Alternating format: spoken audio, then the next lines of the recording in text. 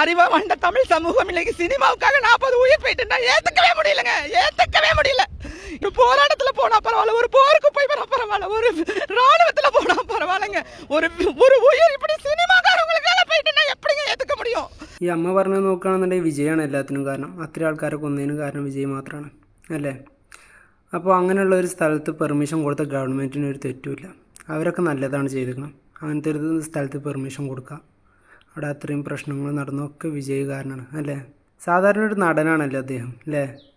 ഈ 100-150 കോടി ഒരു സിനിമയ്ക്ക് ശമ്പളം മേടിച്ചിരുന്ന അയാൾ നിങ്ങൾക്കും വേണ്ടിയിട്ട്, അവിടെയുള്ള എൻ്റെ ജനങ്ങളെന്നും പറഞ്ഞിട്ട് നിങ്ങൾക്കും വേണ്ടിയിട്ട് പൊതുവേദിയിൽ ഇറങ്ങിയപ്പോൾ അത് നിങ്ങൾക്ക് പ്രശ്നം. ഇങ്ങനത്തെ നെഗറ്റീവ് അടിക്കുന്ന ആൾക്കാരോട് പറയാനുള്ളത്, അവിടെയുള്ള പാവപ്പെട്ട ജനങ്ങൾക്കറിയാം അയാൾ എങ്ങനെയാണെന്നുള്ളത്. അതിനി എന്ത് ന്യൂസ് സ്പ്രെഡ് ചെയ്യാൻ നോക്കിയാലും ശരി അവർ മാറൂല. കാരണം വിജയം എങ്ങനെയാണെന്നുള്ളത് അവർക്കറിയാം.